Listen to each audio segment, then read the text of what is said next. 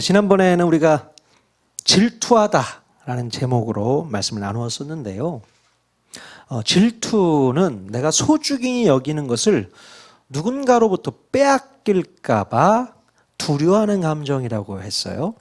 내 소유를 빼앗기고 내 자리를 빼앗기고 또 내 인기, 내 명예를 누군가로부터 빼앗길까 봐 두려워하면서 마음의 불편함을 느끼고 심지어 분노심까지 갖게 된다고 했습니다. 바로 잃어버렸던 둘째 아들이 집으로 돌아왔을 때 누가 질투심을 느꼈습니까? 예?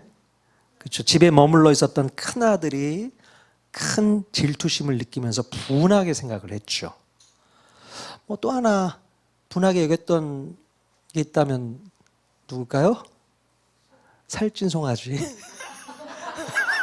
살찐 송아지가 분하게 여겼다. 그런.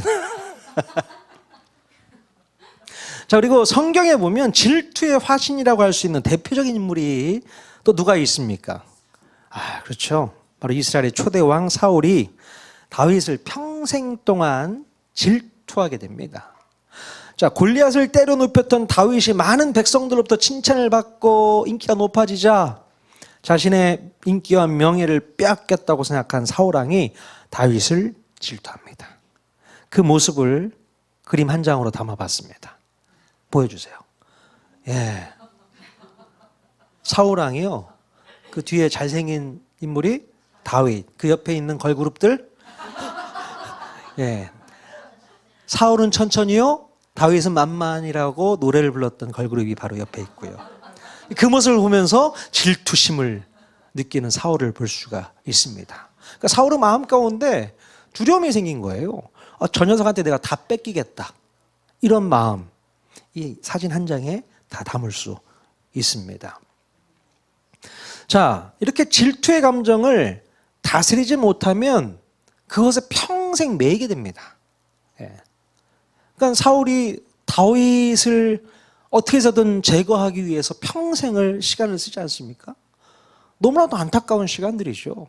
다윗 때문에 자기에게 맡겨진 사명을 감당하지 못하고 오로지 다윗만 잡자, 다윗만 제거하자, 쟤만 잡으면 끝난다 이렇게 생각하고 평생을 시간을 쓰게 되는 거죠. 이렇게 매이게 되는 인생을 살 수밖에 없다는 것입니다. 자, 그런데 이 질투라는 감정과 비슷한 것 같지만 방향이 좀 다른 또 다른 나쁜 감정이 있습니다. 그게 뭐예요? 예, 시기라는 감정입니다.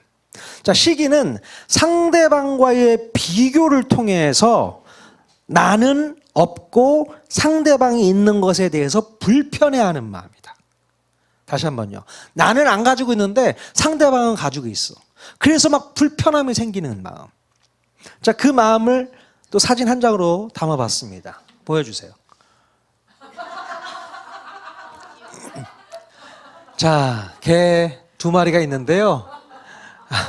한 마리 앞에는 막 스테이크가 이따만 게 있는데, 야, 나한테는 작은 이 스테이크 때문에 화가 난 지금 상황이잖아요. 이게 바로 시기심. 이미지로 이해하시면 충분히 이해할 수 있지 않을까. 아까 그 사울왕 그림과 좀 비슷한데 좀 달라요. 그죠? 예. 아까는 빼앗길까봐 두려워하는 마음이라면 지금은 너무 있게 더 커 보이고 일단은 크고 그래서 배가 아픈 거죠. 속상하고. 이번 주 썸네일로 제가 만들어 봤습니다. 예.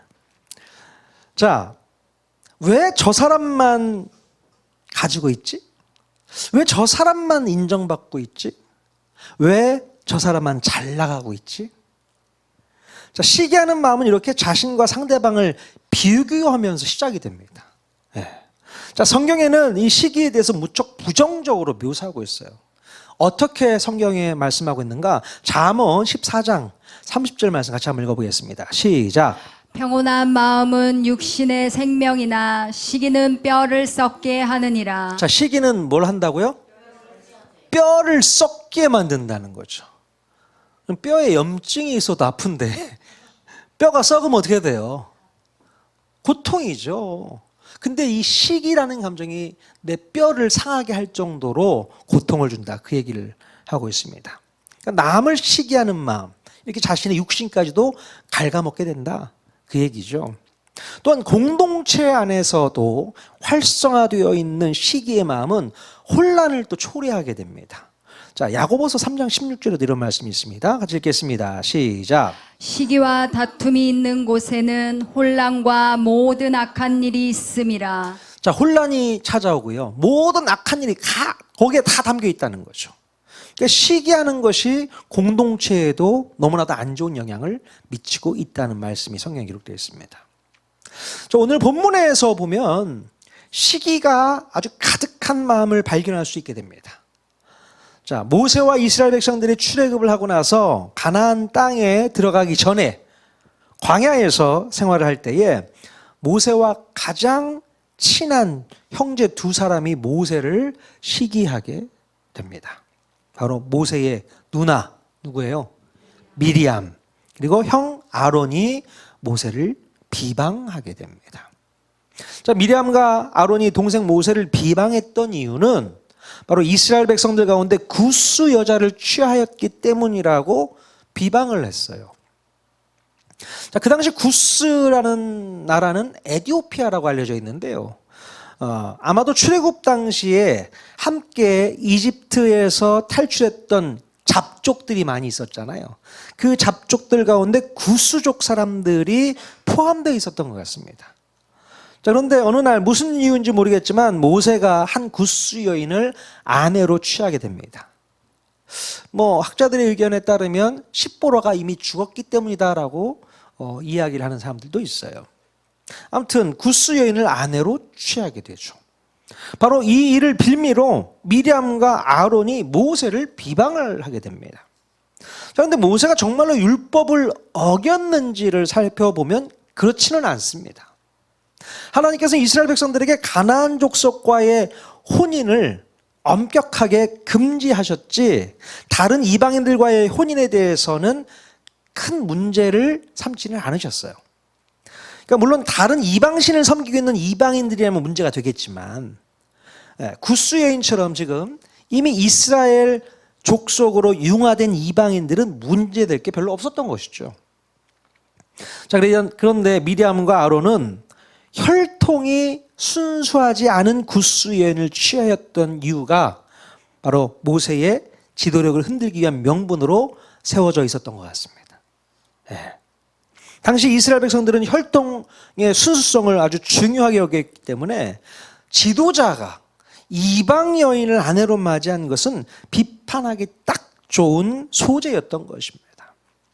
자, 그런데 가만히 보면 미리암과 아론의 이 비방은 다른 속셈이 있었기 때문에 일부러 이슈를 만들게 되었다는 것이 본문 말씀 2절에 기록되어 있습니다. 자, 12장 2절 말씀 같이 한번 읽어보겠습니다. 시작. 그들이 이르되 여호와께서 모세와만 말씀하셨느냐 우리와도 말씀하지 아니하셨느냐 하매. 예, 가만 보니까 오늘 문제의 본질은 모세의 결혼 문제가 아니었어요. 예, 그건 하나의 구실에 불과했고요. 바로 모세의 권위와 모세의 영향력에 대한 시기심 때문에 발생한 문제였던 것을 알게 됩니다. 자, 모세는 처음부터 하나님께서 세워진 이스라엘의 지도자였습니다. 자, 출애굽기 33장 11절에 보면 하나님과 모세의 관계가 어떤지를 알 수 있게 되는데요. 같이 한번 읽어볼까요? 출애굽기 33장 11절 말씀 같이 읽겠습니다. 시작. 사람이 자기의 친구와 이야기함 같이 여호와께서는 모세와 대면하여 말씀하시며. 자, 친밀한 친구 관계처럼 하나님과 모세가 대면하면서 교제를 나누는 이 특별한 사이가 바로 미리암과 아론의 마음을 불편하게 만들었다는 거죠. 물론 이들은 이미 선지자라는 사명과 대제사장이라는 귀한 사명을 받은 사람들이었습니다. 미리암은 선지자였고요. 아론은 대제사장이었어요. 자, 그럼에도 불구하고 그들 마음 가운데 비교가 시작되자 자신의 사명과 직분에 대해서 만족함이 사라지고 불평이 시작되었던 것입니다. 자, 미리암과 아론의 마음 가운데 이렇게 시기가 시작된 것이죠. 자, 하나님의 은혜는 잊어버리고 비교가 시작되자 시기의 마음이 들어오게 되었던 것입니다. 그러니까 비교하면 시기하게 된다는 거예요. 예. 자, 그렇다면 도대체 사람들은 왜 시기하는 마음이 생기는 것일까요? 왜 그렇습니까? 아까도 말씀드렸지만 가장 큰 문제는 자신과 타인을 비교하기 때문이라고 말씀드렸죠. 예. 자, 고린도후서 10장 12절 말씀 같이 또 읽겠습니다. 시작. 그러나 그들이 자기로서 자기를 헤아리고 자기로서 자기를 비교하니 지혜가 없도다. 비교하니 지혜가 없다라고 얘기합니다. 그러니까 지혜가 없다, 어리석다. 비교하면 어리석은 꼴밖에 안 된다는 거죠. 지혜 없는 모습이라는 겁니다. 자, 자신과 상대방을 서로 비교하는 것은 정말 어리석은 일이라고 사도 바울이 이야기하고 있습니다. 자신과 남을 비교하는 것은 정말로 지혜가 없는 백해무익한 나쁜 습관이라는 것이죠. 자, 인간관계 속에서 비교 행위를 하게 되면 그때부터 행복이 사라진다고 작년에 비교하다라는 주제로 말씀을 드렸던 적이 있습니다. 기억나십니까? 네, 작년 이맘때였을 거예요. 비교하다라는 제목으로 말씀을 나눴던 기억이 납니다. 사탄이 처음 인류에게 넣어주었던 가장 나쁜 버릇이 비교하는 행위라고 말씀드렸어요. 그때부터 인간은 비교하는 행위가 죄의 본성으로 들어와서 서로를 비교함으로써 서로 우열을 가리고 또 그 속에서 행복을 찾으려고 하고 또 반대로 그것 때문에 고통을 겪기도 했습니다. 죄성을 가진 인간은 자신의 가치를 어떻게 해서든 확인해 보이기 위해서 끊임없이 주변 사람들과 자기 자신을 비교하게 됩니다. 나 자신을 확인하는 방법으로 사람들과 나를 비교하는 것이죠. 그러면서 남보다 뒤처지는 것을 생존의 위협이라고 인식하는 본능이 생겼습니다. 내가 남보다 뒤처지면 이건 생존적인 위협을 느끼는 거야 라고 생각했다는 것이죠.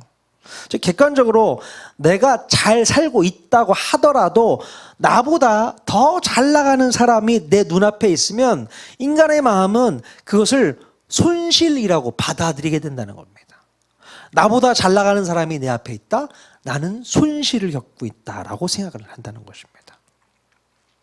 자, 그런데요, 더 우습게 느껴지는 것이 뭐냐면 바로 서로의 관계가 가까운 사이일수록 이런 마음이 더 크게 느껴진다는 사실입니다.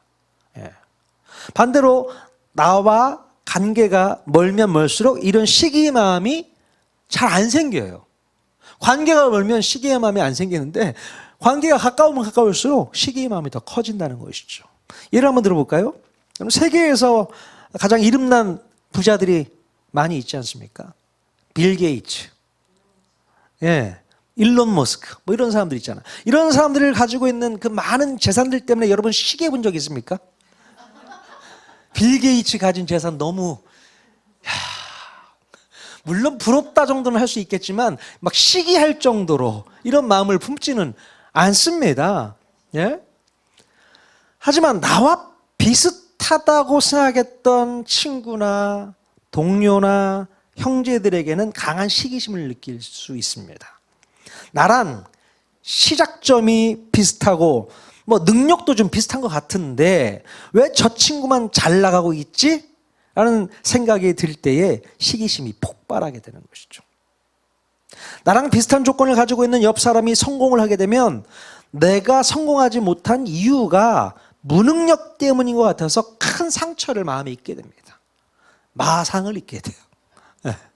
자신을 자책하고 또 스스로를 원망하고 많이 괴로워하기도 합니다.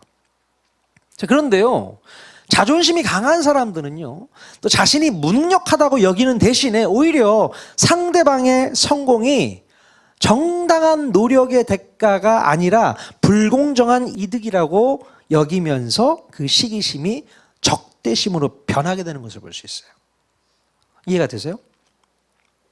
그러니까 상대방의 성공이 정당한 노력을 통해서 얻어진 대가가 아니고 전 뭔가가 잘못됐을 거야. 전 부정한 방법을 썼기 때문에 저런 성과가 있었던 거지 제대로 했으면 저게 나오지도 않아. 뭐 이런 마음을 갖게 되는 것이죠. 예를 들면 뭐 줄을 잘 서서 부모를 잘 만나서 뭐 다행히 운이 좋아서 뭐 그런 이 프레임을 씌우면서 그 시기심이 폭발해서 분노로 이어지게 되는 것이죠. 야, 나도 부모 잘 만났으면 너보다 더 잘 나갔어. 나도 줄만 잘 섰으면 너보다 충분히 잘할 수 있어. 이런 마음이 있는 것이죠. 이렇게 세상이 불공평하다는 인식은 나 스스로 상황을 바꿀 수 없다는 무기력감을 주게 되고요. 또 이때 발생하는 스트레스를 해소하기 위해서 내 노력을 키우기보다는 손쉬운 방법으로 상대방의 가치를 깎아내려서 심리적인 균형을 맞추려고 한다는 겁니다. 예. 거봐, 이거 아니었으면 너랑 나랑은 똑같은 수준이야. 그러니까 심리적으로 너랑 나랑 똑같다라는 균형을 맞추기 위해서 상대방을 깎아내린다는 것이죠. 자, 그래서 자기를 위로하고 스트레스를 해소하는 겁니다. 예, 나쁜 사람이죠. 근데 우리가 그래요. 그럴 때가 있지 않습니까? 저만 그래요? 자, 그렇다면 이 미리암과 아론의 시기심은 어떤 마음이 작용했던 것일까? 그들의 마음을 한번 해보여서 한번 보도록 할게요. 가장 큰 원인은 우리도 너랑 똑같은데, 예? 이런 마음이 컸을 거예요. 예. 미리암과 아론, 엄마 뱃속에서 똑같이 태어난 형제 아닙니까? 모세랑 똑같은 존재. 예. 그러니까 이 본문에 등장하는 이 3남매는 비슷한 출발선에서 시작을 했습니다. 그렇죠? 미리암은 특히 모세가 어렸을 때에 나일강에서 모세를 도와줬던 생명의 은인이기도 하고요. 또 아론은 모세의 입을 대신했던 대변인이기도 하지 않습니까? 자, 이들은 모세와 같은 부모 밑에서 자란 혈육이자 출애굽을 함께 이끈 동역자였어요. 그런 대등한 관계라고 볼 수 있는 것이죠. 남들이 모세를 우러러볼 때 형제인 그들은 모세를 어떻게 봤냐면 뭐 나랑 전혀 다를 바 없는 동생 이 정도로 생각을 했던 것이죠. 자, 그런데 하나님이 오직 모세하고만 특별하게 대화를 하시니 그 격차를 견디기가 힘들었던 것입니다. 아니 도대체 저 녀석하고 왜 하나님은 얼굴을 대면하면서 대화를 하시는 거야? 이런 마음이 생기는 거예요. 여호와께서 모세와만 말씀하셨느냐? 우리와도 말씀하시지 아니하셨느냐? 바로 이 말씀의 대목에 이런 마음이 고스란히 드러나는 것을 볼 수 있습니다. 아니 너만 하나님하고 친해? 우리도 하나님하고 친해. 뭐 이런 느낌이 있죠. 그리고 어쩌면 어렸을 때부터 동생에 대한 시기심이 있었을지도 모르겠어요. 그죠? 미리암과 아론은 히브리 노예로서 고된 삶을 어려서부터 살아야 했을 텐데 생각해 보세요. 동생 모세는 아주 운 좋게 바로 애굽의 공주의 양자가 되어서 호의호식하면서 대접받으면서 사는 것을 보면 배도 아프고 속도 상하지 않았을까 싶습니다. 어릴 때부터 잠재되어 있었던 그 시기심이 나이가 들어서도 사라지지 않고 결국에는 폭발하게 되었던 것입니다. 이제는 같은 광야에서 살면서 뭐 너랑 나랑 다를 게 뭐가 있냐. 그래도 너는 내 동생 아니냐. 이런 마음이 있었던 거겠죠. 자, 그런데 그들의 시기심이 폭발할 수 있도록 도와준 트리거, 이 방아쇠가 뭐였냐면 바로 생각지도 못했던 모세와 굿수 여인과의 결혼이 그들에게 기회를 줄 수 있었던 겁니다. 네. 사실 굿수 여인과의 결혼 자체보다도 바로 그 사건을 빌미로 모세의 도덕적 결점을 끄집어내서 그것을 약점 삼아서 상대적으로 자신들의 가치를 높이고 모세에게 집중된 권위를 분산시키려고 했던 미리암과 아론의 음모라고 볼 수 있는 것이죠. 자, 그렇다면 우리들의 마음 가운데 시기심이 생기게 되었을 때 그 마음을 어떻게 우리는 처리해야 될까요? 지금 미리암과 아론이 시기심을 잘 처리하지 못해서 나중에 하나님으로부터 큰 벌을 받게 되지 않습니까? 미리암은 큰 병에 걸리게 되죠. 이걸 잘 처리하지 못하면 하나님부터 분노를 살 수 있게 된다는 것입니다. 그러면 어떻게 우리 이 마음을 처리해야 되는가? 그냥 가지고 가야 되는가? 누구는 큰 고기 덩어리 주고 나는 이만큼 주고 너무 시기심이 가득한데, 자, 미리암과 아론처럼 처리하는 게 적당한 처리였습니까? 아니죠. 자, 그래서 몇 가지 단계를 한번 살펴보면요. 첫 번째 단계는 자신의 감정을 부정하지 말고 인정하는 게 먼저 필요하다 생각이 되어져요.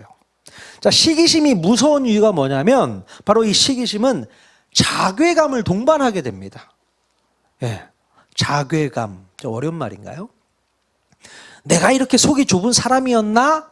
라는 생각에 자신의 감정을 숨기려고 한다는 것입니다.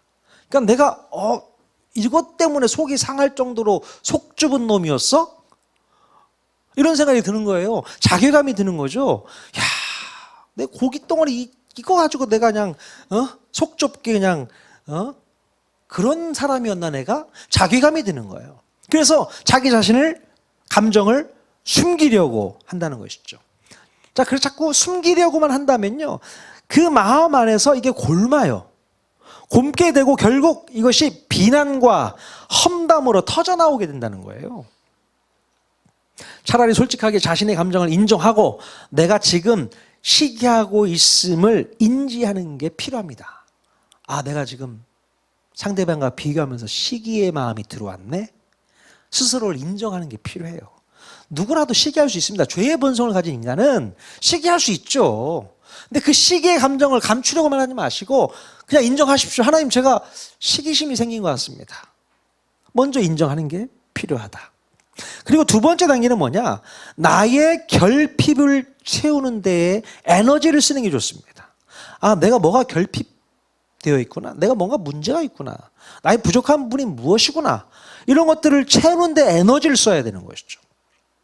근데 시기심이 발동하면 무조건 타인을 깎아내리는데 에너지를 쓰는 사람들이 있어요. 그 에너지를 나의 부족한 부분을 채우는 데 쓰지 않고 오히려 남을 깎아내리는데 그 에너지를 써버리게 된다는 것입니다. 잘못된 거죠. 내가 결핍을 느끼고 있는 그 지점을 채우기 위한 에너지로 방향을 틀어줘야 돼요. 그게 맞는 거죠. 시기심이 생겼을 때 나의 부족한 부분이 뭔지를 발견하고 더 발전적인 방향으로 나아갈 수 있도록 노력하고 더 연구하고 더 실천하는 것이 바람직한 모습이라고 생각되어집니다. 한번 여러분 도전해 보십시오. 아, 내가 뭐가 좀 부족하구나. 아, 그 부분을 좀 채워야겠구나. 예. 그런 생각이 좀 드십니까? 오히려 시기심 때문에 아유, 저 녀석 꼴도 보기도 싫어 그냥. 그러면서 깎아내리는 게 더 앞서가는 우리의 모습이 아니었나 한번 고민해 봤으면 좋겠네요. 자, 그리고 세 번째 단계는요, 상대방과 나의 길이 다르다는 것을 좀 인정할 필요는 있어요. 상대방과 내 길이 다르다. 그걸 인정해야 됩니다. 자, 미리암과 아론은 모세와 자기 자신을 동일선상에 놓았기 때문에 괴로웠던 거예요. 나랑 너랑 똑같은 수준이잖아. 동일선상에 놨단 말이에요. 자, 근데 하나님께서 모세에게 주신 사명이 다르고요, 미리암에게 또 아론에게 주신 사명이 다르다는 것, 그것을 인지했어야 되는 거예요. 근데 똑같다라고 생각했던 것이죠. 그래서 문제가 발생한 겁니다. 다르다라고 생각했으면 그게 그렇게 부러움의 대상이 되진 않았을 거예요. 근데 똑같다라고 생각하니까 문제가 됐던 것입니다. 모세의 길과 자신의 길이 처음부터 달랐다는 것을 인정하는 것이 필요하다는 겁니다. 인정해야죠. 저 사람의 복은 저 사람의 몫이고 내 인생에는 나만이 걸어가야 할 별도의 계획이 있다는 사실을 받아들이는 연습이 필요한 줄로 믿습니다. 하나님께서 다 각자의 삶 가운데 계획이 있으시잖아요. 그러니까 남의 계획을 바라보면서 아, 나도 저 계획에 편승해서 동참했으면 좋겠다 하지 마시고, 아니야, 나만의 길이 있을 거야, 그 생각을 해야 되는 거죠. 남들은 참 잘 나가는데 나는 왜 이렇게 요 모양 요 꼴이지? 하면서 남의 길을 바라보고 있지 마시고 내 길에 임하실 하나님의 놀라운 능력을 기다리면서 나가야 되는 거죠. 그것이 시기의 마음을 없앨 수 있는 방법이라고 저는 생각합니다. 그래서 하나님의 계획과 섭리를 이해하고 인정하는 것이 무엇보다도 중요한 줄로 믿습니다. 하나님의 계획, 하나님의 섭리, 하나님의 일하심, 그 주권을 인정하는 것, 그것이 정말로 중요하다. 그러면서 상대방의 길을 진심으로 축복해 주는 말을 내뱉는 것이 중요한 줄로 믿습니다. 축복해 줘야 돼요, 상대방을. 축복하는 언어는 상대방을 위해서 하는 말이기도 하지만 그 말은 나의 마음을 변화시켜 줍니다. 부럽기는 해. 하지만 축복의 언어를 쏟아낸다면 그 사람도 하나님께서 복을 주실 뿐만 아니라 축복의 말을 내뱉는 나도 하나님께서 복을 허락해 주실 줄로 믿습니다. 내 마음이 달라져요. 시기하는 마음이 사라져요. 사랑하는 마음으로 복을 빌게 되는 것입니다. 여러분 늘 주변 사람에게 축복을 하시는 분들이 될 수 있기를 바랍니다. 축복합니다. 이 축복한다는 뜻이 뭐예요? 복을 빌어준다는 뜻이지 않습니까? 복을 주는 존재가 아니라 복을 빌어주는 존재예요. 그래서 우리가 말 쓸 때 잘 써야 돼. 하나님께서 축복한다, 이 표현은 잘못된 표현입니다. 하나님께서는 복을 주신다라고 표현해야지 하나님이 여러분들을 축복하십니다, 이거는 잘못된 표현이에요. 하나님이 누군가에게 복을 비는 분은 아니시잖아요. 복을 주시는 분이지. 그래서 우리는 하나님께 복을 비는 존재로서 우리는 축복하는 게 맞습니다. 우리 옆 사람에게 한번 당신을 축복합니다 한번 인사 한번 해봤으면 좋겠습니다. 당신을 진심으로 사랑하고 축복합니다. 자, 우리 옆 사람이 큰 복을 받아도 너무 부러워하지 마시고 정말 축복해 주세요. 축복할 일은 축복하는 겁니다. 축하해 줄 일은 축하해 줘야 되는 것이죠. 자, 마지막으로 한 가지 주의해야 될 것이 있는데요. 사람들은 자기 인생에 이 피크 타임이 있어요. 인생 가운데 살다 보면 피크 타임이 뭐라고 해야 되죠? 잘 나가는 때. 이 잘 나가는 때를 SNS 같은 데다 사진 찍어서 올리지 않아요. 해외여행을 다녀왔어. 그러면 어디에서 정말 사진 여러 장 찍어가지고 막 올려대고, 어디 고급진 레스토랑이나 이쁜 카페 같은 데 가서 사진 찍어서 SNS에 막 올리고, 그러면 그 SNS를 보고 있는 사람들이 뭐라고 느낄까요? 야, 이런 데도 갔다 왔어? 저런 데도 갔다 왔어? 와, 저런 거 맛있는 것도 먹었네? 그 부러움을 느끼게 되지 않습니까? 저는 부러운데요. 그러면서 뭐가 문제냐면 그 모습을 우리가 바라보면서 우리의 평상적인 어떤 일상생활과 비교를 하게 되는 거죠. 상대방의 피크타임과 나의 일상의 아주 평범한 삶을 비교하게 되는 겁니다. 이거는 잘못된 비교인 거예요. 그렇지 않습니까? 그러니까 남들은 저렇게 좋은 것을 누리며 사는데 나는 집구석에 처박혀서 이러고 있다. 이게 비교가 될 상은 아니지 않습니까? 그 사람의 가장 좋은 때였는데 나는 가장 좋은 때는 아니었거든. 근데 가장 좋은 것과 별로 안 좋은 것을 비교하면서 나의 자신을 한탄하고 속상해하고 가슴 아파하면 안 된다는 것이죠. 비교를 하려면 정확하게 제대로 된 비교를 해야지. 잘못된 비교를 하게 만드는 게 뭔지 아십니까? 사단의 올무라는 거예요. 자꾸 그런 SNS에 올려진 사진 같은 것들을 보면서 부러워하게 만드는 것이 사단입니다. 시기하게 만드는 게 사단입니다. 그러니까 너무 많이 올리지도 마시고 또 보면서 막 부러워할 것도 없습니다. 아이고 좋은 시간이네. 너도 또 다시 돌아와 봐라. 일상으로 돌아와 봐라. 똑같다. 뭐 그런 마음을 갖는 게 훨씬 더 낫습니다. 예?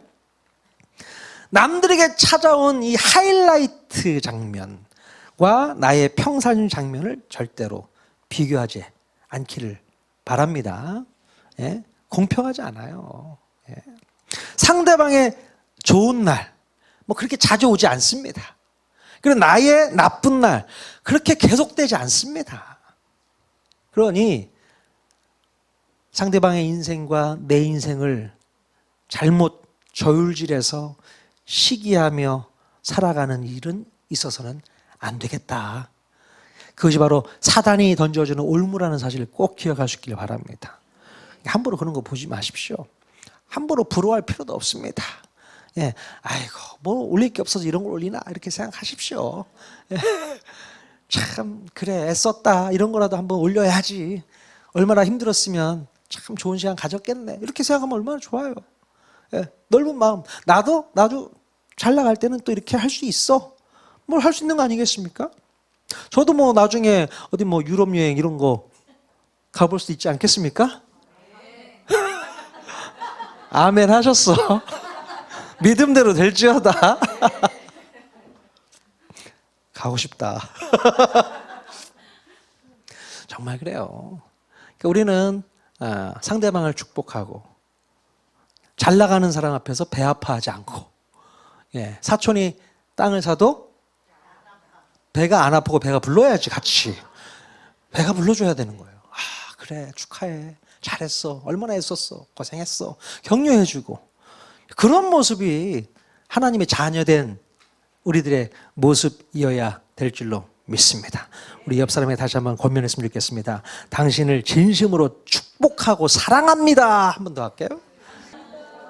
예.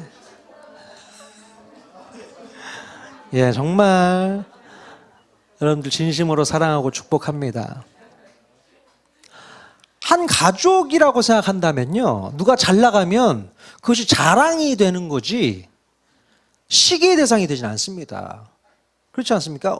만약에 우리 자식들이, 한 가족의 우리 자식들이, 우리 소원이, 시원이가 있는데 소원이가 막 잘 나가고 시원이가 돈 엄청 잘 벌어. 그럼 제가 시원이를 시기하겠어요? 저 녀석 돈 되게 잘 버네. 제가 시기심이 들겠냐고요. 같이 좋아하는 게 가족 아니에요? 야 너무 잘됐다. 너무 잘됐다. 그렇지 않아요. 축하해 주는 게 맞는 거죠. 근데 가족이라는 생각이 없으니 시기심이 나오는 거예요. 가족이 아니고 경쟁자인 거예요. 적이니까 시기심이 나오는 거죠. 가족이라 생각한다면 축하가 나오는 거고 축복이 나오는 거고. 우리 통하는 게 모든 성도님들은 다 가족이신가요? 혹시 적이 없으십니까? 예, 적 없으시면 여러분 모두가 다 축하하고 축복하고 격려하고 사랑해야 될 줄로 믿습니다. 아멘. 그 마음 가지고 승리하시는 저와 여러분들 다 되시길 주님 이름 간절히 축원드립니다. 아멘.